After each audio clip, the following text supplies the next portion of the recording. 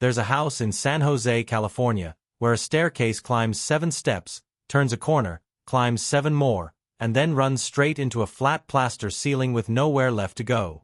There's a door on the 2nd floor that opens onto nothing but a 2-story drop to the garden below. There's a window built flush into the floorboards, so instead of looking out at the sky, you look straight down into the room beneath it. And for roughly 38 years, according to the story almost everyone has heard, the hammering inside that house never stopped. Crews reportedly worked around the clock, constructing hallways that led nowhere, closets barely deep enough to hang a coat in, and cabinets with false backs concealing entire hidden rooms. Somewhere around 160 rooms exist inside that house, and for more than a century, nobody could produce a single blueprint explaining why. For most of that century, the explanation offered to visitors was simple, dramatic, and more than a little terrifying: ghosts. A grieving widow, the story goes, was told by a spirit medium that she was cursed by the vengeful spirits of everyone ever killed by a Winchester rifle, and that the only way to survive was to keep building forever, confusing the dead so thoroughly they could never find her. It's one of the most widely repeated ghost stories in American folklore, printed on admission tickets and painted onto welcome signs, and it's the reason so many visitors still walk those crooked hallways with a flashlight and a genuine shiver. Here's the thing: almost none of that story is actually true. At some point, a handful of people who run the property today stopped simply repeating the legend and started asking harder questions instead. A historian spent close to 2 decades combing through the real paper trail, bank statements, personal letters, building permits, probate filings, and what she found was, in its own quiet way, stranger and far more interesting than any ghost story. The woman at the center of it all wasn't a mad woman fleeing invisible spirits. She was, by every credible account, one of the most educated women in 19th century America, someone who reportedly read Latin fluently by age 12, and who may well have been a genuinely talented self-taught architect. The ghost story, the medium, the curse, the obsession with the number 13, virtually all of it appears to have been assembled after her death by people who understood a simple commercial truth: a haunted mansion sells far more tickets than a smart, private woman's quiet grief ever could. And yes, real sealed rooms really were discovered inside that house.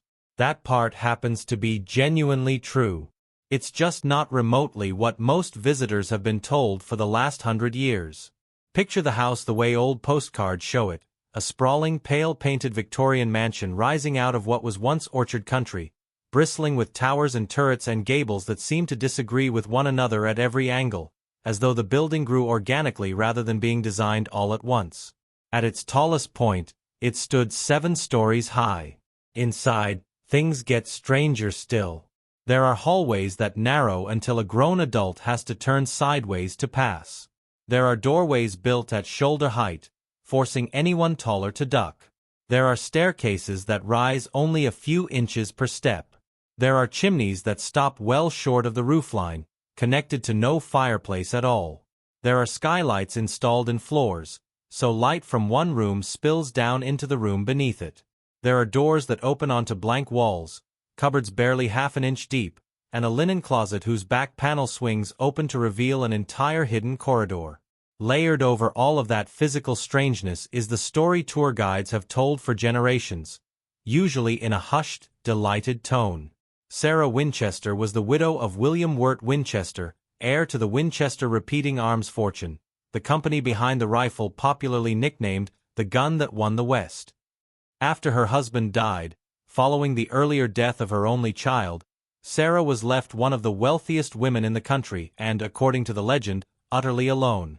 Grief-stricken, she supposedly traveled to Boston to consult a famous spirit medium, often named in retellings as a man called Adam Coons. In that darkened parlor, the story claims, the medium delivered a verdict that would define the rest of her life. Her family was cursed by the vengeful spirits of everyone a Winchester rifle had ever killed, and those spirits were coming for her next. The only way to hold them off was to leave the East Coast, travel west, buy a house, and never stop building it. As long as construction continued, the ghost supposedly couldn't find her. The moment the hammers fell silent, she would die.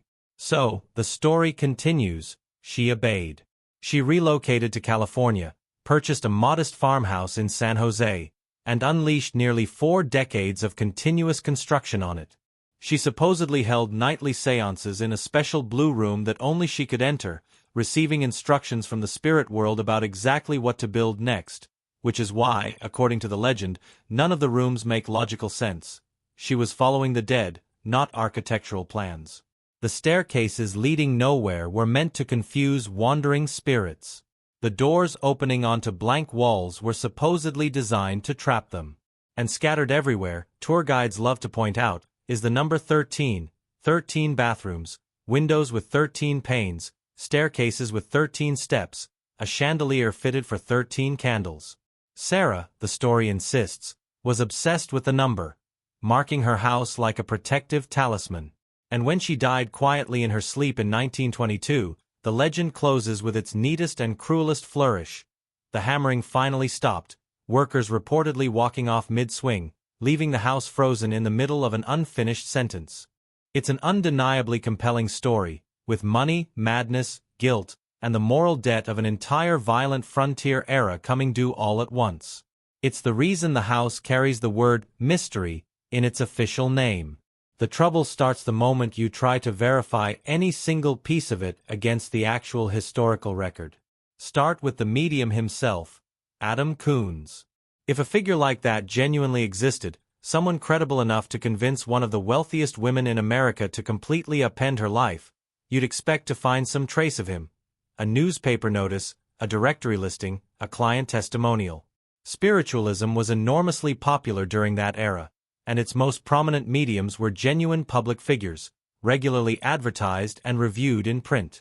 But when researchers actually went searching for Adam Coons specifically, they came up completely empty. There's no record of a Boston medium by that name operating during the 1880s, no advertisement, no census entry, no obituary. His name doesn't surface anywhere until decades after Sarah Winchester's death, when it appears in a paperback collection of spooky American tales published in 1967, a book written explicitly for entertainment rather than historical accuracy. The author apparently gave the medium a name, a location, and a chilling line of invented dialogue, and virtually every retelling since has simply copied that detail forward, one book borrowing uncritically from the last until an invented character hardened into something that felt like established fact. As far as any researcher has determined, Adam Coons never existed. Once that first thread gets pulled, the rest of the legend starts unraveling quickly. Take the seance room itself. The small chamber tour guides still point to as the sacred space where Sarah supposedly received her nightly instructions. Except there's no surviving documentation from Sarah's actual lifetime confirming she ever held a seance anywhere on the property. Not a personal letter, not a servant's account, not a single line buried anywhere in the substantial correspondence she left behind. The people who worked for her over many years described a demanding, meticulous, intensely private employer who paid remarkably well. None of them described a woman consulting spirits for architectural guidance. That room's spooky designation appears to have been applied long after Sarah was gone, by people who already knew exactly what ending they wanted the room to support. Then there's the number 13, arguably the single most repeated detail about the house. When researchers went back through the earliest surviving accounts written while Sarah was still alive, the number 13 is essentially nowhere to be found. Nobody during her lifetime seems to have noticed any particular fixation on it. The 13 motif was popularized by a magazine article published in 1929, 7 years after her death, a piece that leaned heavily into the eerie angle without much careful sourcing. The truth is a bit anticlimactic. In a house containing roughly 160 rooms, built over nearly 4 decades, holding thousands of windows, steps, and fixtures, you can absolutely find clusters of 13 if you look hard enough. You could equally find clusters of 12, or 14, or 7. The tours simply highlight the 13ths and stay quiet about everything else, which is confirmation bias dressed up as revelation. Then there's the broader framing about vengeful frontier ghosts collecting a spiritual blood debt. That framing depends on a version of Sarah that the surviving documents simply don't support, a woman crushed by guilt, endlessly trying to atone through ceaseless construction.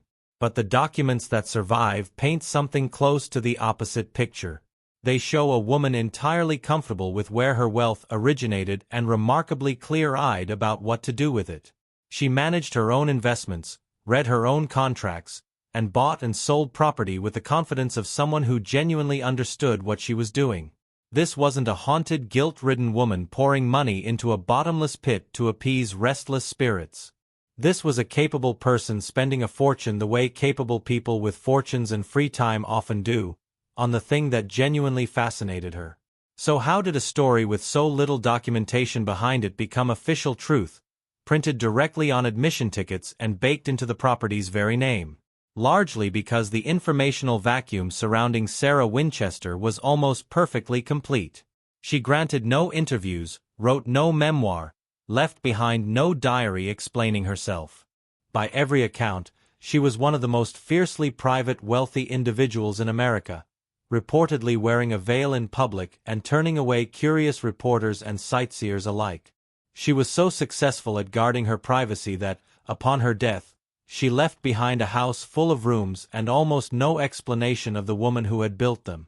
A silence that complete rarely stays empty for long, and here all the necessary ingredients were sitting conveniently in place. A famous surname, an enormous and genuinely strange house, a reclusive veiled widow, and a rifle manufacturing fortune with an implied body count attached. All that was missing was someone with a practical reason to strike the match. Within roughly a year of her death, someone did exactly that, because the house didn't stay quiet once construction stopped. It was leased almost immediately, open to a paying public, and given an entirely new job. Not to tell the accurate story of who Sarah Winchester actually was, but simply to sell tickets. And selling tickets required a compelling story, so naturally the eerie version won out.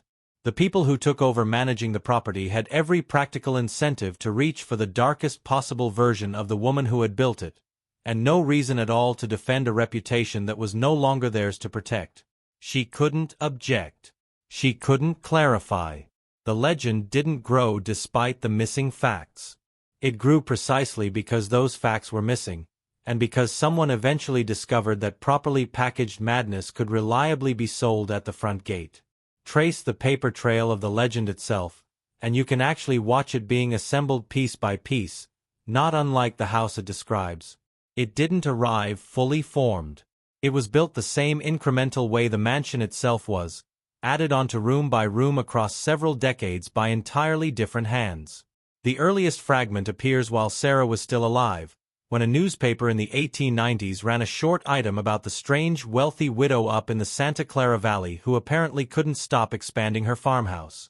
The writer never interviewed her. The piece was stitched together from local rumor and gossip printed as fact, because it made for a considerably better story than the mundane truth. A wealthy woman with a genuine passion for architecture and more money than she could reasonably spend was doing precisely what she pleased with both. That single unsourced item quietly became a citation for the next writer, and the writer after that, until a rumor printed once became fact simply through repeated reprinting. The number 13 detail arrived considerably later still, from that 1929 magazine article published after the house had already become a paid attraction. A writer went looking specifically for numerical patterns, and if you search hard enough for any particular number inside a house containing 160 rooms and thousands of individual features, you will inevitably find whatever number you're looking for. That pattern wasn't designed into the house by an obsessed builder. It was discovered retroactively by someone who needed the house to appear obsessive, and who understood that a spooky woman fixated on a spooky number was worth more at the ticket booth than an unusually dedicated amateur architect. Those famous 13 hooks guides point to today, for instance, hung in a room that by the building's own records was simply a gardener's workspace, ordinary hooks for ordinary tools, later dressed up with invented significance. Then, in the 1960s, came the piece that finally gave the legend its dark emotional core. A ghost hunting book introduced the detail everyone now repeats as though it were the founding fact of the whole affair, that a grieving Sarah had traveled to consult a spirit medium in Boston who told her the family was cursed and that she must move west and build ceaselessly to keep those spirits confused. It's a chilling, cinematically tidy narrative that seems to explain everything at once. There's just one problem. The medium at the center of that account doesn't appear to have actually existed, never located in any historical record. He appears to have been invented from whole cloth decades after Sarah was already in the ground, then retroactively assigned as the explanation for her entire life's work.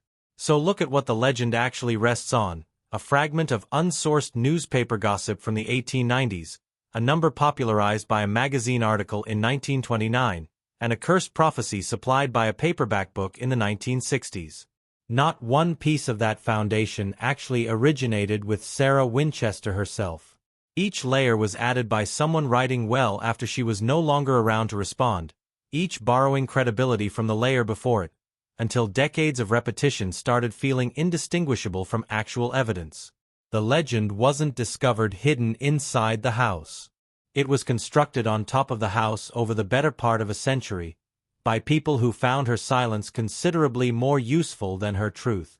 It worked remarkably well, largely because the packaging was genuinely masterful. The year after Sarah died, her estate was leased out and open to the public, and the full machinery of early 20th century American showmanship went to work on it. This was the era of roadside attractions and carnival dark rides, of showmen promising wonders just past the ticket window. A vast, genuinely bizarre mansion, backed by a rifle fortune and a veiled reclusive widow, was practically a promoter's dream. Nobody needed to invent the building's inherent strangeness. The staircases genuinely did climb into ceilings, and the doors genuinely did open onto empty air. All anyone had to supply was a reason why, and the reason that sold best was ghosts, madness, and a woman driven by the restless dead. The building did half the work, and the invented story did the rest, generating far more revenue over the decades than any merely historic home could have earned on its architectural merits alone. There was real, continuous money tied up in her supposed madness, and money tends to be an extraordinarily patient architect, kept building the myth the same way she had once kept building the house itself. Eventually, someone finally went back and began patiently taking that mythological structure apart. A dedicated historian sat down with exactly the material the legend had always skipped over, the real paper trail. She spent nearly 2 decades working through ledgers, personal correspondence, property deeds, and probate filings. What emerged wasn't a madwoman at all. It was a genuinely capable businesswoman. Consider the financial numbers first, since the numbers were always where the legend shouted loudest. The famous, oft-repeated figures, wildly inflated construction costs and continuous daily spending totals, turn out to have no actual basis in any surviving document. They were essentially invented, the kind of round, dramatic sums a promoter reaches for, since honest accounting rarely feels as thrilling as an exaggerated one. When the real records were tallied, Sarah Winchester emerged not as a woman hemorrhaging her fortune into obsession, but as a careful investor who managed her wealth shrewdly, diversified her holdings, and left an estate that had been thoughtfully tended rather than recklessly squandered. The move west, so often described as a desperate flight, reads quite differently in the actual paper trail, as something considerably more deliberate.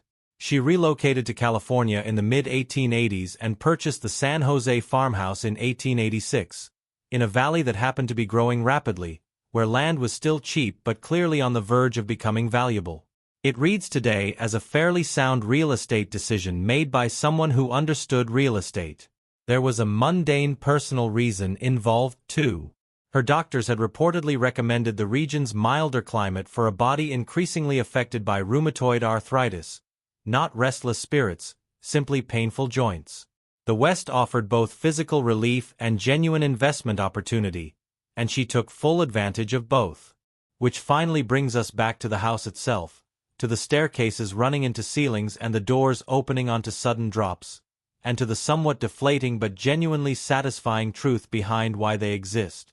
There was never any master plan, because there was never a formally trained architect involved. There were no original blueprints because she never commissioned any. She built the way a self-taught, endlessly curious amateur builds when she has money, time, and nobody positioned to tell her no. Continuously, by addition, by whim, occasionally by pure experimentation. A room added here, a wing extended there, a bay window installed because she wanted more natural light, a balcony added because a certain view deserved one. For nearly 40 years, the hammering never fully stopped, not because any medium had forbidden her from finishing, but because finishing was simply never the point. The house itself was her hobby. Then, in 1906, the earth genuinely moved. The great earthquake that struck the region hit the mansion hard, collapsing the top floors of its front section and leaving what had once been the tallest, proudest part of the house a wreck. Sarah's practical response was not to rebuild that section. She simply sealed it off, closing the ruined front while continuing construction elsewhere in the structurally sound parts of the house. In doing so, she inadvertently orphaned everything that had once connected to the ruined section. Staircases that had once climbed toward upper floors now climbed toward nothing, because the floors above no longer existed. Doors that had once opened into functioning rooms now opened onto empty air, because those rooms had been walled off. The stairs to nowhere and the doors to blank walls, arguably the single most famous, ghostly details in the entire house, weren't purpose-built to confuse spirits at all. They were simply left behind by a natural disaster and a practical woman's decision that certain sections weren't worth rebuilding. Even the strangest remaining detail, those unusually shallow steps rising just a few inches at a time, has a straightforward human explanation. Those are easy riser stairs, gentle enough for arthritic knees and a woman who, by most accounts, stood barely 4 feet 10 inches tall. She was simply building a house that fit the body she actually had, and every seemingly eerie oddity, examined individually, tends to dissolve into something perfectly ordinary and even rather thoughtful. But here's where the honest version of this story keeps an important promise, because real secret rooms genuinely were discovered inside that house. In 2016, staff working through the property opened a sealed attic space that had remained closed since Sarah's death in 1922. Inside, waiting untouched for nearly a century, sat a pump organ, a Victorian-era couch, a dress form, a working sewing machine, and a small scattered collection of paintings. It looked as though someone had simply stepped out of the room intending to return shortly, and had then simply never come back. No spirits, no curse, just the quietly stored private belongings of a woman who loved music, made her own clothing, and painted purely for pleasure, sealed away and forgotten, then finally rediscovered roughly a century too late for her to explain any of it. The discoveries kept coming after that. Researchers eventually cataloged somewhere around 40 previously sealed or lost spaces by 2017 alone, many featuring vibrant original wallpaper, decorative stained glass, and even hidden balconies nobody had documented before. Every single one of these rediscovered spaces showed clear, deliberate purpose, which is really the final nail in the old legend's coffin. Rooms genuinely built to confuse and trap ghosts would presumably look chaotic. These looked carefully designed instead. The house's confirmed total room count eventually climbed to around 161, and each newly discovered chamber told essentially the same underlying story. Not madness, but genuine architectural intention. To be fair, the atmosphere inside that house really is quite something. Stand in that sprawling labyrinth as the afternoon light fades and you will feel something crawl up your spine, and dedicated paranormal enthusiasts will insist that feeling proves something significant. It doesn't. A feeling isn't the same thing as documented fact. And it's fair to acknowledge that, without any original blueprints to consult, a small handful of architectural oddities may simply never be fully explained with total certainty. But the actual burden of proof was never really on the skeptics questioning the old legend. It rested on a story that invented a medium who apparently never lived, a curse nobody at the time ever actually recorded, and a fortune no surviving ledger genuinely supports. So the real mystery of the Winchester Mystery House was never actually about ghosts. It's about how thoroughly a private, genuinely intelligent, grieving woman, a self-taught architect who reportedly spoke multiple languages fluently by age 12, who quietly funded a tuberculosis clinic, contributed to efforts protecting California's redwood forests, and paid her construction workers considerably above the standard going wage largely in secret, ended up flattened into a lazy cartoon of feminine madness, simply because she left behind no interviews to correct the record, and because the truth, it turns out, has never paid quite as well as the lie. Scholars have gradually begun reassessing her more accurately in recent years, describing her in peer-reviewed research as exactly what the evidence actually suggests she was: capable, genuinely generous, and entirely sane. In the end, That house was never really haunted by the restless dead at all. It's haunted, in a sense, by the flattened, invented version of Sarah Winchester that people constructed and kept profitably selling long after she was no longer around to answer back. Which naturally raises a broader question worth sitting with. How many other famous, haunted places out there might be hiding a similarly ordinary, human explanation that simply nobody has bothered to properly dig up yet? It's worth wondering, the next time a tour guide lowers their voice and points towards something conveniently unexplainable, whether the real story might actually be sitting quietly in a ledger somewhere, waiting for someone patient enough to finally go looking for it.